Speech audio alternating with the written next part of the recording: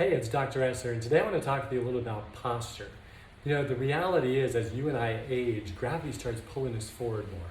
In fact, you may have noticed you're starting to get a little bit of a barrel chest. Have you noticed that? Whether your head is slightly forward and your shoulders are kind of rounded. Now, all of this happens progressively over time. It doesn't happen suddenly overnight. But let's talk a little bit about it.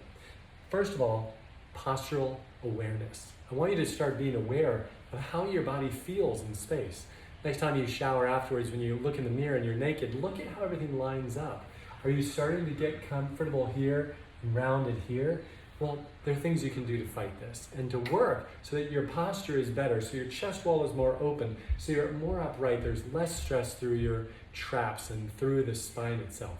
Here are a couple things we want to talk about. Number one, your hip flexors. These are the muscles that bring the leg up like that. Turns out they connect on the lesser trochanter, a bone deep inside here, up into the low back.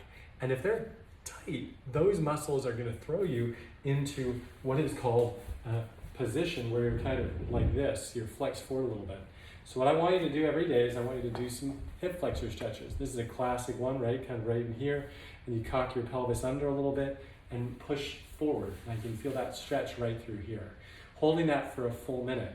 Obviously also just a classic quad stretch, the running stretch, right, where you kind of stand and pull that foot toward your buttocks. Now, you may have noticed that your chest wall is getting a little bit wider. It's not really that it's so much getting wider, except it kind of is. That is because you're getting some rounding in the shoulders, what we call thoracic kyphosis. So imagine if this is the front of you and the back of you like this, right? Well, if this begins to round a little bit, now all of a sudden there's going to be more AP diameter, we call it. Anterior to posterior diameter. And so the rounding of the mid-back leads to that. And as a result, you get a wider torso. And you may have noticed, well, I don't fit into my clothes the way I used to. Well, there are things you and I can do to work on this. Number one is postural awareness. Number two, I want you to lay down on the ground. And you're gonna, first of all, you may notice right away your ribs kind of pop up. If they pop up, I want you to pull them down into the ground, right? Pull your belly button down. Pull your edge of your rib cage down into the ground. Hold it there for a good 30 seconds. Kind of really feeling, what does it feel like to tuck that down?